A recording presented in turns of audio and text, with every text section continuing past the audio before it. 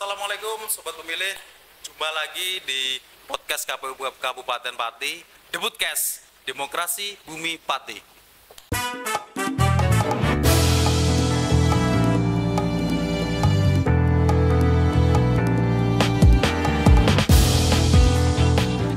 Apa kabar teman memilih? Semoga baik-baik saja ya di rumah ya. Sebelumnya saya ucapkan terima kasih kepada teman-teman memilih yang sudah mengikuti medsos kita, yang sudah subscribe YouTube kita, yang belum silahkan subscribe. Oke?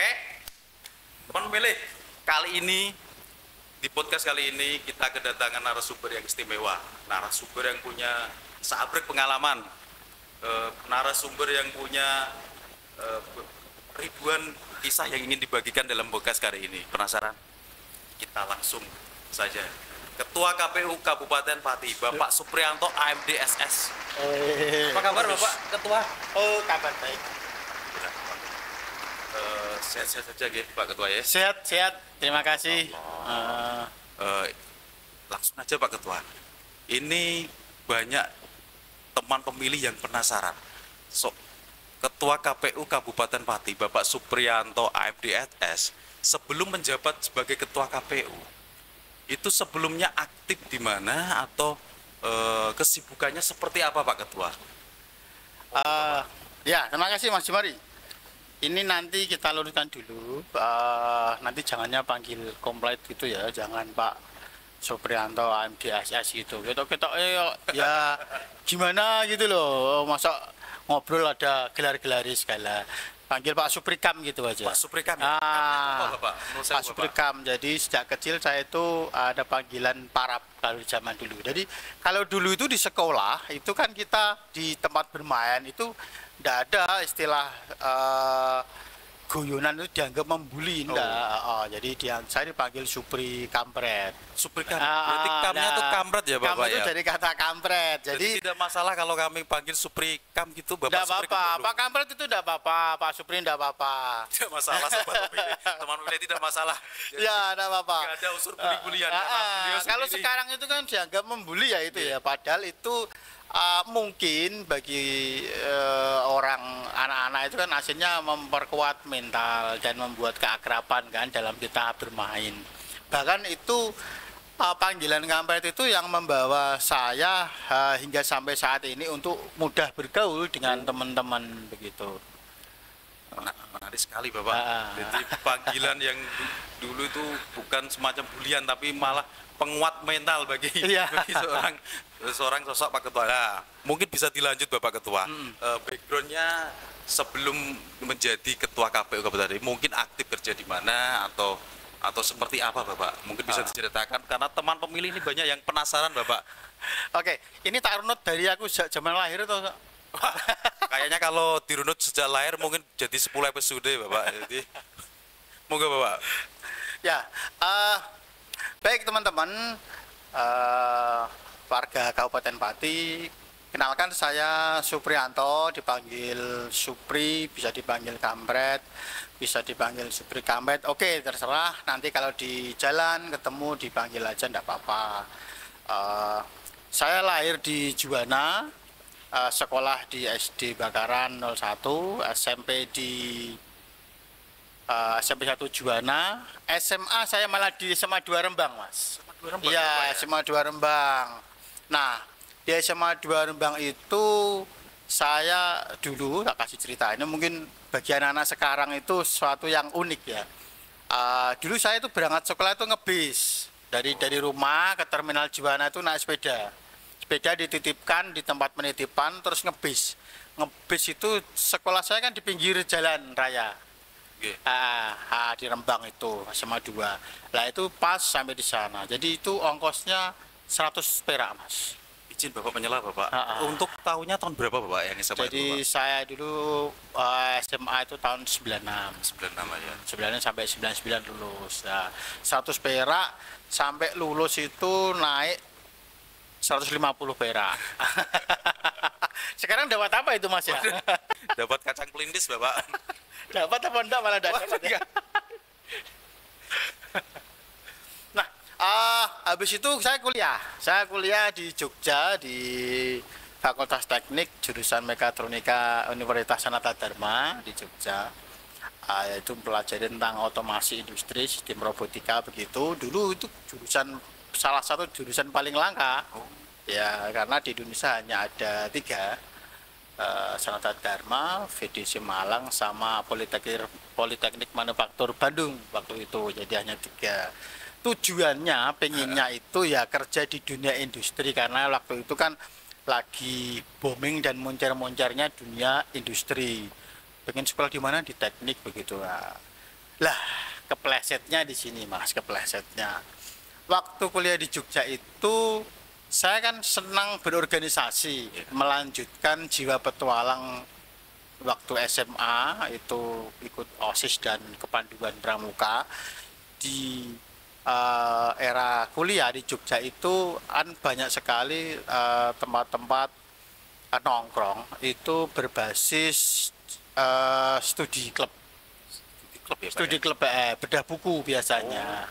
Bedah buku. Nah, di Jogja itu ya salah satu keistimewaannya bahwa bedah buku itu gratis, dapat cemilan, snack, minum, makan, ya gratis. Bagi mahasiswa kan seneng dapat ilmu. Gratis, Bapak? Iya, pembicaranya itu malah biasanya profesor-profesor dari kampus-kampus, dari UGM, dari UNJ, dari kampus lah.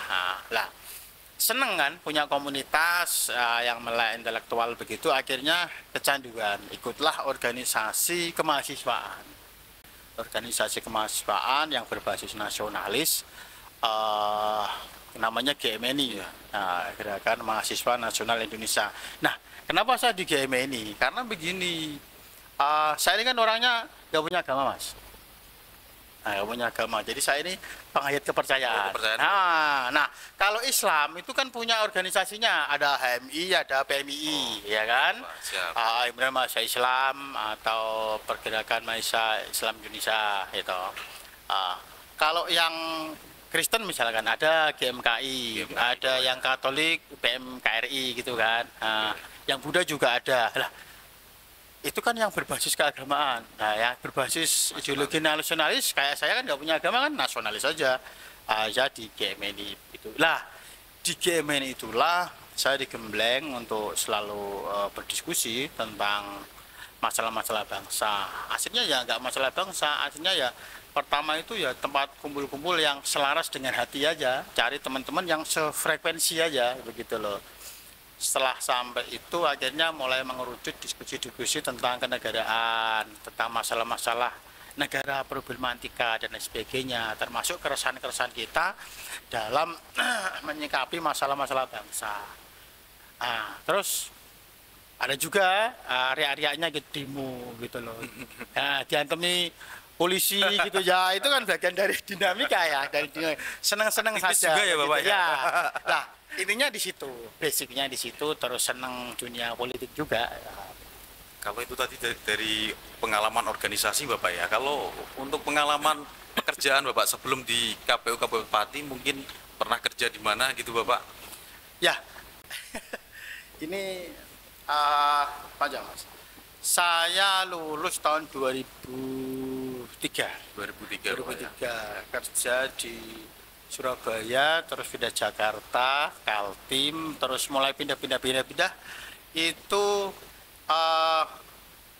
pernah jadi sales software, sales alat-alat CNC, alat teknik, mesin las, buru gerinda gitu pernah, mesin potong, macam-macam. Terus juga pernah jadi sales untuk proteksi petir. Iya, proteksi petir. Jadi kalau berbicara tentang proteksi petir, saya cukup memahaminya. Terus saya pernah juga jadi asisten manajer di peternakan ayam telur di Kalimantan. Terus kerja di NGO LSM Amerika, itu cukup berkesan bagi saya, pengalaman yang banyak, bekerja dengan para bule gitu kan, bagaimana bekerja sosial itu secara profesional. Nanti kalau kita ada waktu season khusus. Apa sih perbedaannya antara NGO atau LSM lokal dengan LSM internasional? Nah, itu kita ada season khusus ya. Itu saya bisa menjelaskan.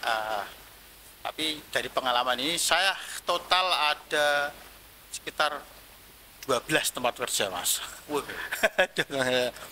Itu tadi teman memilih yang saya maksud seabrek pengalaman dari Ketua KPU Kabupaten Pati Bapak Supriyanto AFDSS, bahwa beliau sebelum masuk jadi Ketua KPU mempunyai pengalaman seabrek pengalaman kerja di mana-mana, Bapak. Lanjut lagi, Bapak. Ini ada teman pemilih yang penasaran, Bapak. Tadi dibilangnya Bapak menganut kepercayaan, Bapak ya. Iya, betul. Ini ada teman pemilih yang penasaran. Sejak kapan Bapak menganut aliran kepercayaan tersebut, Bapak? Oh ya, perlu teman-teman ketahui, saya itu dididik, dibesarkan, dilahirkan itu dari keluarga yang berbasis penghayat kepercayaan, namanya Kerohanian Sabta Dharma. Oh, Sabta Jadi Dharma, iya, Bapak, itu ya. dari bapak ibu saya, dan ditularkan, diajarkan ke anak-anaknya, termasuk saya. Saya ini 4 bersaudara ya, 3 cowok, 1 cewek. Cowok sama cewek, Semuanya diajari tentang keyakinan ini, kepercayaan terhadap Yang Maha Esa, namanya Kerohanian Sabta Dharma, Mas. Nah, itu ya sejak kecil kami diajari tata cara menyembah. Itu namanya kita menyebutnya itu sujud. Nah, sujud. Kalau orang menyebutnya ya meditasi, begitulah. Jadi seperti itu, Bapak ya. Iya. Dari 4 saudara tadi, apakah Bapak atau semua saudara Bapak merupakan penganut kepercayaan? Oh iya. Maaf izin nih, Pak. Ya, nggak apa-apa. Ini kan kita harus terbuka juga kan.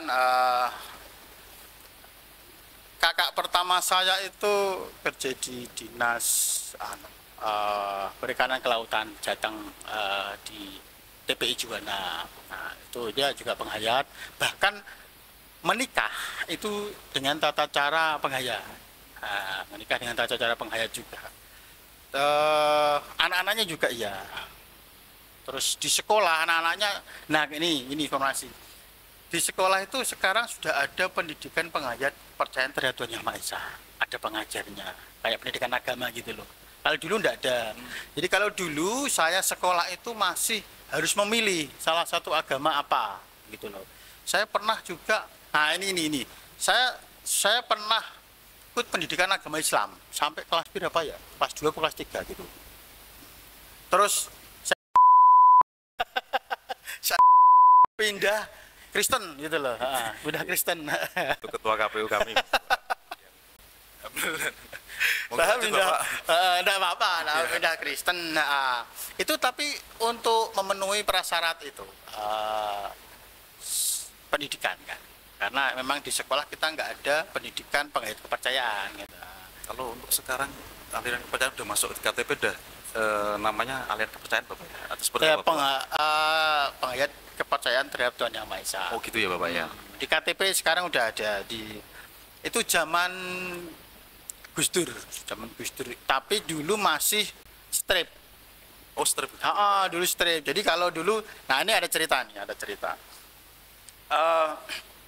Dulu itu teman-teman penghayat kepercayaan seluruh Indonesia itu kan berjuang di kolom KTP itu kan ada kolom agama atau kepercayaan. Nah, dulu kolomnya agama kan, tidak ada strip kepercayaan gitu. Lah itu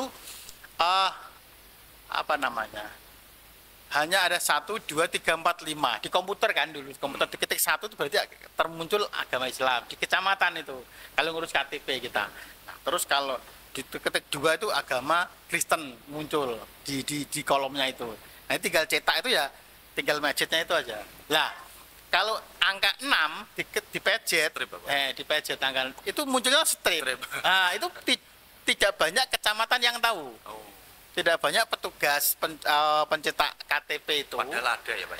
Itu tidak tahu. Nah, itu terus diajari. Kita sendiri yang ngomong, Pak, pokoknya ketik angka 6 dah, muncul tuh. Nah, masa tidak ada mau 5 agama kan begitu kan? Ternyata memang kalau diketik dipejet angka 6 itu muncul. Oh iya, strip ya. Akhirnya dicetak. Nah, Jadi dulu di zamannya Gus Dur itu masih strip. Terus tahun 2000 berapa? Tahun 2000-an itulah. Itu sudah bisa ada tulisan kepercayaan terhadap Tuhan Yang Maha Esa kalau setelah ada Konghucu dulu malah ada Konghucu dulu baru yang terakhir kepercayaan terhadap Tuhan Yang Maha Esa kita mendapatkan pengakuan dari negara secara utuh termasuk pernikahan dilanjutkan dengan tata cara yang lainnya. Bang Ruti Layon juga meninggal, sekolah juga diakomodir. Ya sekarang sudah membaiklah kita sebagai salah satu mungkin minoritas ya. Minoritas itu diakui negara secara penuh. Tapi kalau boleh dibilang itu juga bagian dari demokrasi Bapak ya? Bagian Seperti demokrasi itu, ya. Jadi kami berutang budi benar terhadap Gus Dur, Bapak pluralisme. Jadi beliau yang mengakomodir itu semua menjadi kenyataan. Tadi teman pemilih, sebagai pengalaman atau background dari Bapak Ketua KPU Kabupaten Pati yang sudah diceritakan dari awal sampai akhir tadi.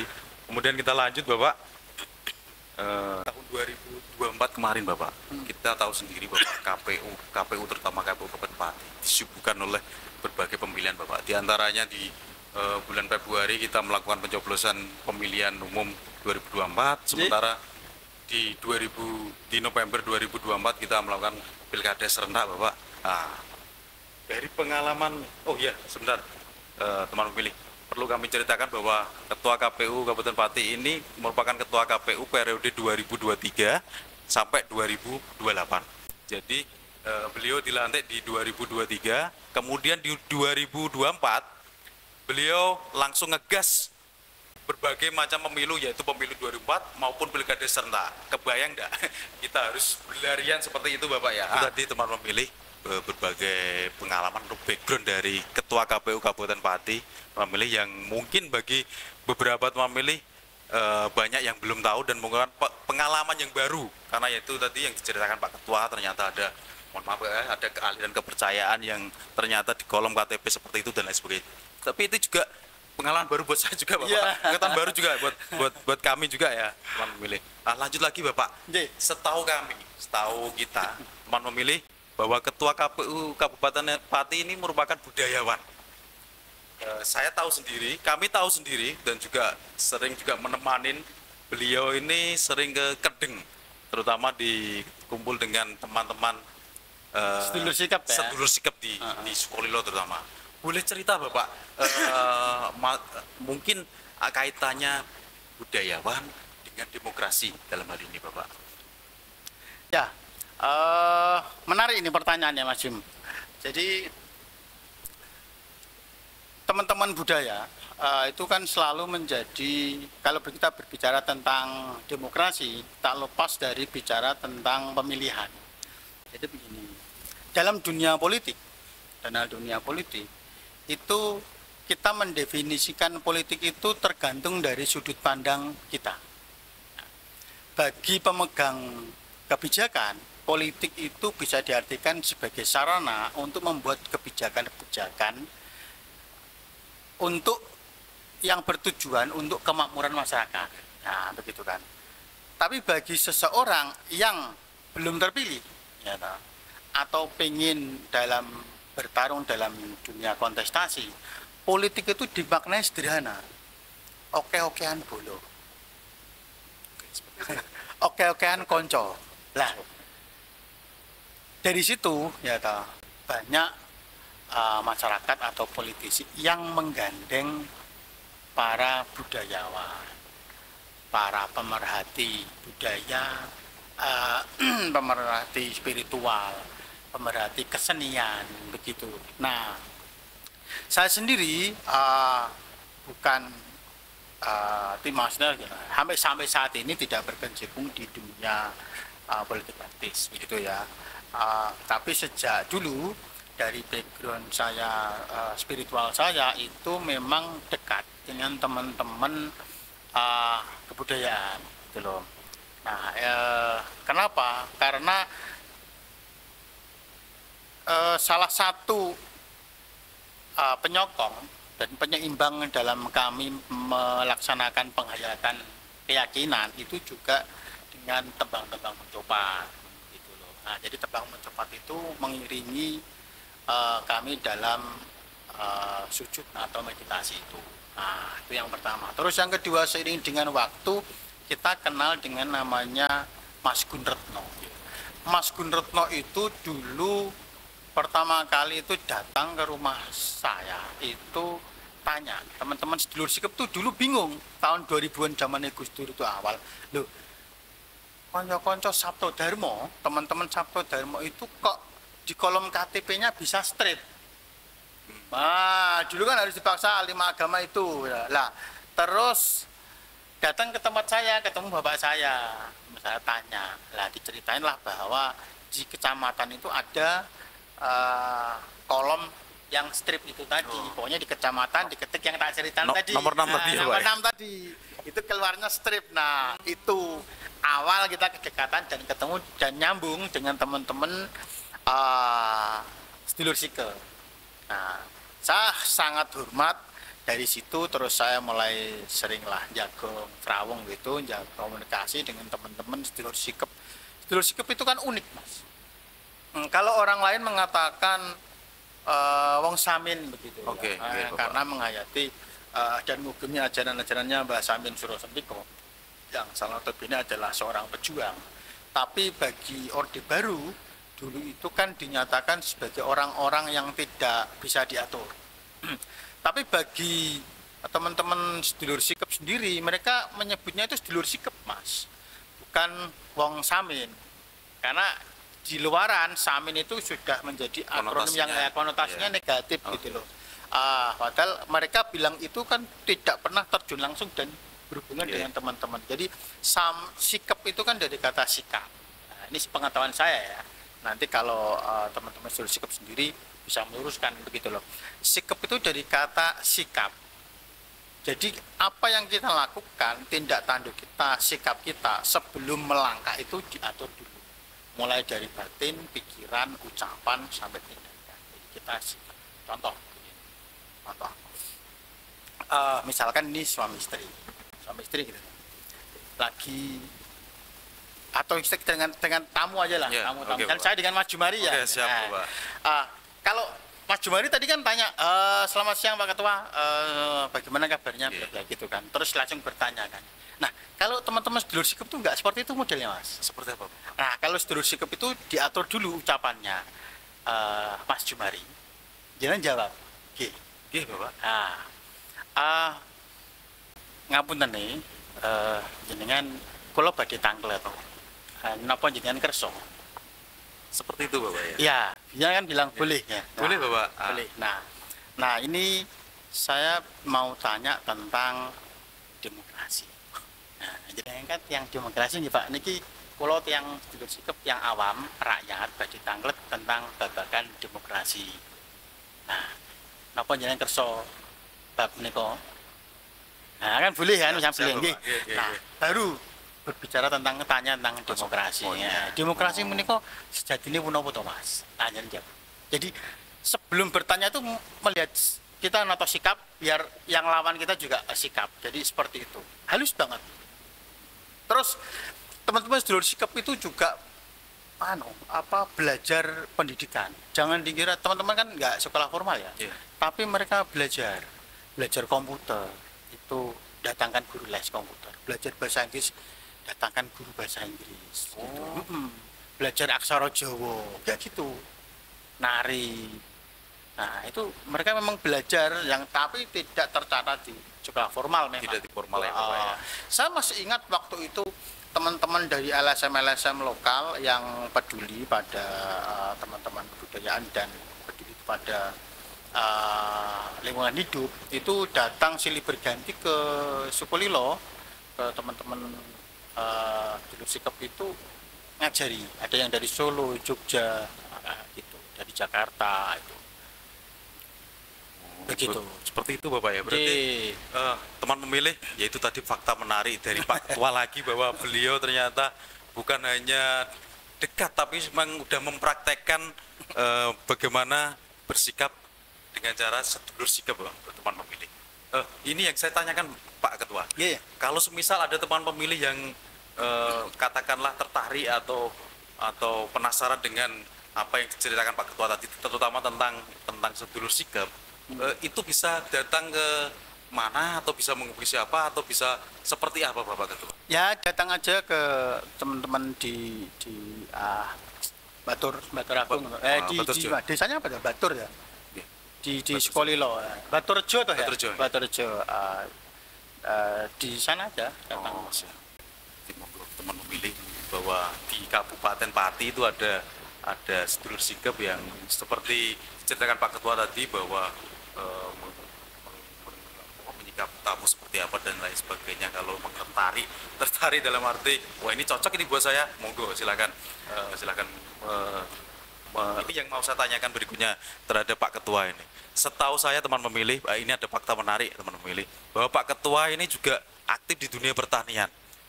Setahu saya, kalau boleh sedikit cerita Pak Ketua ya, izin Pak Ketua, bahwa beliau kadang di kantor ketika katakanlah ke sosialisasi atau mungkin ke kecamatan, kadang beliau di jeda tugas utamanya, beliau membawa bibit Pak.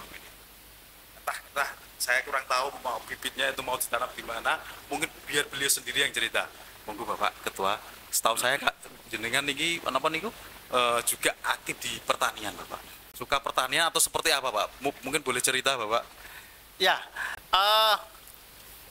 kalau jiwa menanam, jiwa menyukai alam itu kan memang sejak dulu ada gitu ya. Cuman saya terinspirasi dengan salah satu tokoh mantan ketua KPU RI, Pak Hasim sendiri. Ini kan bahasa dulu itu ada program jadi kalau KPU itu kan kalau pemilu itu kan menggunakan kertas ya.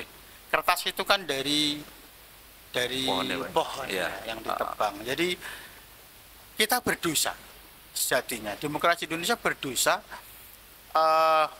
dalam penyelenggaraan pemilu ini karena ada berapa ribu atau juta pohon yang ditebang untuk memenuhi event pemilu.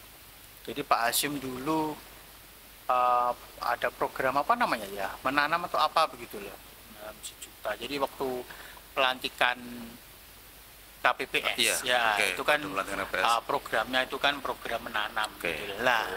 Itu yang salah satu yang menginspirasi. Jadi kita mengembalikan lagi kertas yang kita potong kita pakai yang diambil dari alam itu kita kembalikan lagi dengan cara menanam begitu. Nah, Pati sendiri waktu pemilu dan pilkada kita juga ada program itu kan yang Pati menanam 1000 pohon itu dengan teman-teman pergerakan waktu itu. Nah, itu kita tanam di beberapa titik termasuk di Sukolilo, di Gunung Wungkal, di mana sekitaran Muria. Boleh cerita Bapak untuk tanaman atau pohon, mungkin kebun apa di kebun mungkin bertanam apa aja Bapak? Mungkin ada pohon buah durian atau apa seperti apa, mungkin berapa puluh hektar mungkin Bapak bisa cerita. Monggo Bapak. Tidak ada itu. Itu tadi filosofinya Pak Ketua kenapa bukan setiap kali lah, sering saya jumpai bahwa kalau sosialisasi kecamatan selesai tugas, kadang beliau membawa bibit yang kalau melihat bibit apa itu dibawa sampai kantor, mungkin ditanam di rumah atau seperti apa. Itu filosofinya seperti itu ternyata teman memilih, bahwa beliau berkecimpung di KPU, artinya coblosan juga menggunakan surat suara ya Pak Ketua ya. Artinya surat suara itu dari kertas, dari pohon, artinya yang kita pakai harus kita kembalikan. Itu poinnya teman memilih kenapa beliau juga aktif di dunia pertanian. Mungkin seperti itu teman memilih tentang background dari Pak Ketua, fakta menarik dari Pak Ketua lebih tepatnya, bahwa beliau ternyata, izin saya mereka Bapak Ketua, boleh. bahwa beliau ternyata fakta menariknya, beliau menganut kepercayaan, satu, beliau juga seorang budayawan teman memilih, yaitu tadi yang beliau ceritakan, aktif di sedulur sikap dan lain sebagainya. Kemudian yang terakhir, beliau seorang petani juga teman memilih. Silakan ambil cerita menarik atau inspirasi menarik dari Bapak Ketua KPU kita, Bapak Supriyanto ABDSS. Terima kasih teman memilih. Pak Suprikam, mohon maaf tadi itu bukan merupakan ejekan teman memilih, tapi memang beliaunya menyebut dirinya Suprikam. Teman memilih masih tentang Ketua KPU Kabupaten Pati yang sebelumnya kita membahas panjang lebar tentang background Pak Ketua, tentang fakta menarik lebih tepatnya tentang Ketua KPU Kabupaten Pati. Kita akan membahas tema yang lebih agak deep sedikit, dalam sedikit tentang demokrasi, teman. Nah, saya tidak perlu menanyakan tentang detailnya Pak Ketua, cuma yang ingin saya tanyakan, dan saya juga penasaran sebenarnya, ada cerita menarik apa Pak Ketua selama pemilu 2024 ataupun pilkada 2024 yang mungkin itu pengalaman sekali seumur hidup yang tidak bisa dilupakan Pak Ketua. Monggo Bapak Ketua, Pak Suprikam izin. Oke, Mas Yum. Loh, dulu Bapak Ketua. Oh, gimana, Izin, Bapak gimana, Ketua, gimana? saya potong. Penasaran teman memilih? Nantikan episode berikutnya tentang Ketua KPU. Oh. Tentang Ketua KPU. Yang belum subscribe, silakan subscribe di medsos kita atau di YouTube kita, di subscribe. Pastikan teman pemilih tetap pantengin YouTube kita di The Podcast Demokrasi Bumi Pati.